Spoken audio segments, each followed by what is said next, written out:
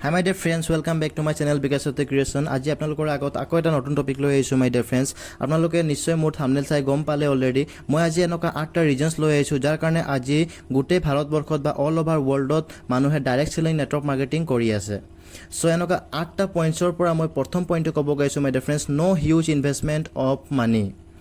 এতিয়া সক যদি আপোনালোকে ডাইৰেক্ট সেলিং ইন্ডাস্ট্ৰি কৰিব বিচাৰে তেতিয়ালে আপোনালোকক যিমান হিউজ আপোনালোকে ইনভেষ্টমেন্ট কৰিব পাৰে ইমানটো কৰিব পাৰে মাই ডিফাৰেন্স কিন্তু আপোনালোকৰ যদি কেপাবিলিটি ইমান নাই বা আপোনালোকৰ যদি ফাইনান্সিয়াল প্ৰবলেম আছে তেতিয়ালে আপুনি বহুত লো এমাউন্ট লগাই হলিও আপোনালোকে নিজৰ বিজনেসটো ষ্টাৰ্টআপ কৰিব পাৰে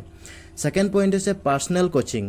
এটা সক যিকোনো বস্তুত আপুনি শিক্ষাটো লাগিবই মাই ডিয়াৰ ফ্ৰেন্ডছ কাৰণ আপোনালোকে শিকিলেহে বেলেগক শিকাব পাৰিব আৰু শিকিলেহে নিজে কৰিব পাৰিব সো আমাৰ এই ডাইৰেক্ট সেলিং ইন্ডাস্ট্ৰিত বহুত ধুনীয়াকৈ এটা পাৰ্সোনাল কোচিং দিয়া হয় যত আপুনি নিজেও বহুতখিনি নলেজ গেইন কৰিব পাৰিব আৰু লগতে আপুনি নিজৰ এছ'চিয়েট বিলাককো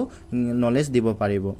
থাৰ্ড পইণ্টটো হৈছে পেছিভ ইনকাম পেছিভ ইনকামটো আপোনালোকে অলৰেডি জানে মাই ডিয়াৰ ফ্ৰেন্ডছ যে এক্টিভ ইনকাম কি আৰু পেছিভ ইনকাম কি যদি পেছিভ ইনকাম আপোনাক লাগে তেতিয়ালে আপোনালোকক নিজৰ সময়টো মাল্টিপল কৰিব লাগিব মাই ডিয়াৰ ফ্ৰেন্ডছ সো আপোনালোকে আৰু বেলেগ উপায় একো নাই যদি আপোনালোকে ডাইৰেক্ট সেলিং ইন্ডাস্ট্ৰিত আহে তেতিয়া আপুনি নিজৰ টিমৰ সৈতে আপুনি সহায় লৈ আপুনি এই নিজৰ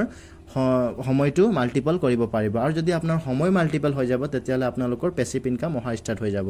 ফৰ্থ পইণ্টটো হৈছে টাইম ফ্ৰীডম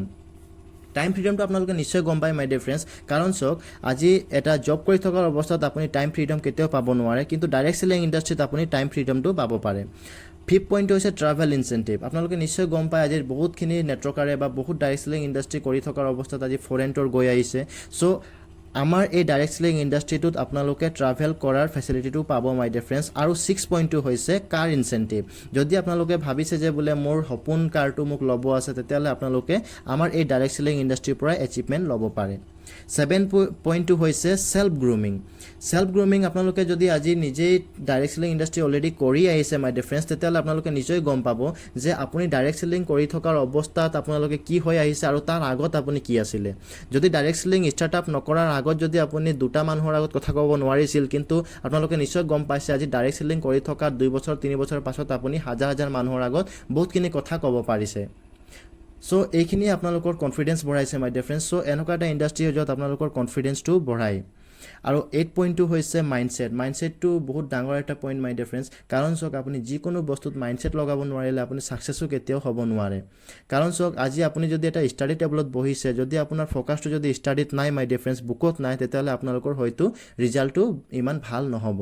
কিন্তু ডাইৰেক্ট সেলিং ইন্ডাস্ট্ৰিত এনেকুৱা এটা মাইণ্ডছেট আপোনালোকক দিয়ে কাৰণ আপোনাৰ এছ'চিয়েট থাকিব আপোনাৰ আপলাইন থাকিব আপোনাৰ স্পন্সৰ থাকিব সো গোটেই মানুহখিনিক আপোনাক অকল ডাইৰেক্ট সেলিং ইন্ডাস্ট্ৰিৰ মাইণ্ডছেট দিব আৰু সেই মাইণ্ডছেটটো হৈ যোৱাৰ পাছত আপোনালোকৰ বহুত সহায় কৰিব এই ইন্ডাস্ট্ৰিটোত বহুত সোনকালে এচিভমেন্ট ল'বৰ কাৰণে সো এই 8টা পইণ্ট আছিল মাই ডিয়াৰ ফ্ৰেন্ডছ য'ত আপুনি আজি এই ভিডিঅ'ত শুনিব পালে সো আপোনালোকে এবাৰ এনকুৱাৰী কৰি চাওক যে এই 8টা পইণ্টছ মই আপোনাক যিটো ক'লো সেই 8টা পইণ্টছ ডাইৰেক্ট সেলিং নেটৱৰ্ক মাৰ্কেটিঙৰ বাহিৰে আৰু ক'বাত আছে নেকি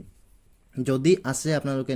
নিশ্চয় মোক কমেন্ট সেকশনত জনাব মাই ডিয়াৰ ফ্ৰেন্ডছ কিন্তু যদি নাই তেতিয়াহলে আপোনালোকক ডাইৰেক্ট সেলিংৰ বাহিৰে আৰু বেলেগ উপায় নাই মাই ডিয়াৰ ফ্ৰেন্ডছ যদি আপোনালোকে এতিয়াও যদি ভাবি আছে যে ডাইৰেক্ট সেলিং ইন্ডাস্ট্ৰি এটা